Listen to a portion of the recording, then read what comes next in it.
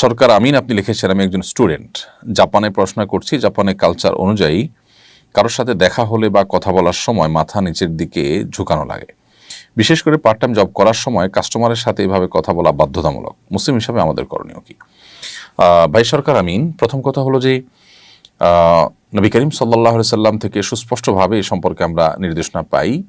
তিনি বলেছেন তোমরা সালাম দিবে কিন্তু মাথা নোয়াবে না। মাথা নোয়াতে তিনি নিষেধ করেছেন।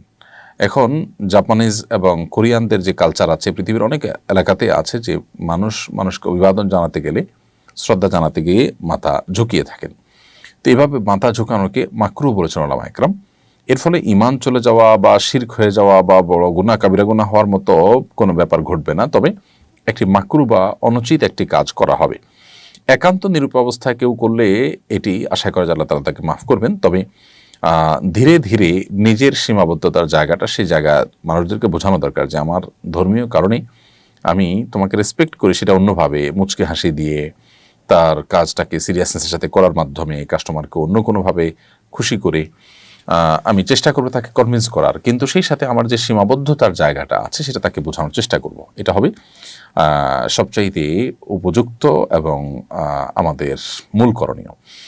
তার পাশাপাশি যদি এমন হয় যে আমি সেরকম একটা পরিবেশ পেতে সময় লাগবে, তাহলে আপাতত এটি আপনি করছেন, কিন্তু আপনি সে সাথে এটাও জানেন যে হাদিসে এটি নিষেধ। তবে নিষেধাজ্ঞাটা হারাম বা শিরক পর্যায়ের না, এটা মাকরুহ পর্যায়ের।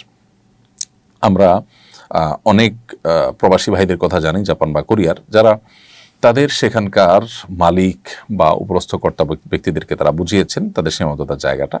তো তারা অন্যভাবে একটু মাথা নোয়ান, একটু মাথা ঝোঁকান, কিন্তু অন্যদের মতো অতটা ভেঙে পড়েন না। এর মাধ্যমে তারা বোঝানোর চেষ্টা করেন যে আমরা আসলে ধর্মীয় কারণে তোমাকে আমি এটা করতে পারছি না, কিন্তু শ্রদ্ধায় কোনো কমতি নেই, শ্রদ্ধা প্রকাশের সকল পন্থা আমি অবলম্বন করছি। তো আপনি সম্ভব হলে সেই দিকে আপনি যাবেন এবং সম্ভব যেন হয় সেই চেষ্টা আপনার করতে হবে। তবে আপাতত আপনি এটা করলে যে আপনার বড় গুনাহ হবে তা নয়। প্রয়োজনে এ ধরনের জবের বাইরে আর কোন জব আছে যেখানে আপনাকে এরকম কাস্টমারের সাথে মাথা নুইয়ে আপনাকে শ্রদ্ধা জ্ঞাপন করতে হয় না। অফিস আদালতে নিজস্ব পরিসরে কলিগদেরকে বোঝায় নিলে তারা বুঝে যান এবং দেখা যায় যে তাদের সাথে সবসময় উঠা বসা হওয়ার ফলে আপনার সীমাবদ্ধ জায়গাটা বুঝবেন। কাস্টমার তো প্রতিদিন নিত্য নতুন আসেন, তাদেরকে বোঝানোটা এটা কঠিন হয়। তো খোলাসা কথা হলো এটি হারাম বা কবিরা গুনাহ না হলেও মাকরুহ হবে। অ্যাভয়েড করার বুদ্ধি এবং উপায় আমাদের বের করা উচিত। এই জন্যই আসলে অমুসলিম প্রধান দেশে বা ভূখণ্ডে থাকলে আমাদের দিনের অনেক বিষয়ে কম্প্রোমাইজ করতে হয় অনেক বেশি। আল্লাহ তাআলা আমাদেরকে হেদায়েতের উপরে তাকওয়ার উপর টিকে থাকার তৌফিক দান করুন। এরপরে প্রশ্ন হলো, উপদেষ্টা ফরিদা আখতার বলেছেন ভ্যালেন্টাইন ডে আমাদের সংস্কৃতি নয়, তিনি দিবসটি পালন না করার আহ্বান জানিয়েছেন। এই দিবসটি সম্পর্কে ইসলামিক দৃষ্টিকোণে আপনার মন্তব্য জানতে চাই। আমি উপদেষ্টার সাথে সম্পূর্ণ একমত। তিনি যা বলেছেন চরম সত্য কথাই বলেছেন। ভ্যালেন্টাইন ডে এর সাথে আমাদের এদেশের মানুষের মাটির কোনো সম্পর্ক নেই। সংস্কৃতি সাধারণত ধর্ম থেকে, মানুষের মাটি থেকে, আচার আচরণ থেকে তৈরি হয়, গড়ে ওঠে। তো ভ্যালেন্টাইন ডে এমন একটি সংস্কৃতি যেটার সাথে এ দেশের মাটির কিংবা মানুষের কোনো প্রকার সম্পর্ক নেই।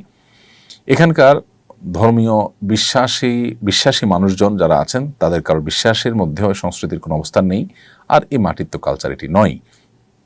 অতএব এই ভিনদেশী যে একটা সংস্কৃতি আমাদের দেশে চাপিয়ে দেওয়া হচ্ছে, সেটাকে ভালোবাসার মোড়ক দিয়ে যারা মার্কেটিং করছেন তারা এদেশের ক্ষতি ছাড়া কোনো উপকার করছেন না। ভ্যালেন্টাইন্স ডে আমাদের দেশে কি উপকারটা বয়ে আনছে, এর কি সুফল পাচ্ছি? কুফল তো দিনের আলো মতো পরিষ্কার। এর ফলশ্রুতিতে পরিবারগুলো ভেঙে পড়া, তারপর পরকীয়া, মা বাবার অবাধ্যতা, মাদক, প্রতারণা, আত্মহনন, নানাবিধ অপরাধ এখান থেকে সৃষ্টি হয়। সবচেয়ে বড় অপরাধের জায়গাটা হলো এর ফলশ্রুতিতে মুসলিমরা তারা তার দ্বীনি চেতনা, আদর্শিক যে ব্যাপার, মোরাল যে অবস্থান, সেই জায়গা তারা সরে যায়। সেই জায়গা থেকে সরে গেলে একটা দেশ কখনো ভালো জায়গায় যেতে পারে না যদি তার নাগরিকেরা আদর্শিক বিচ্যুতির পথে চলে যায়।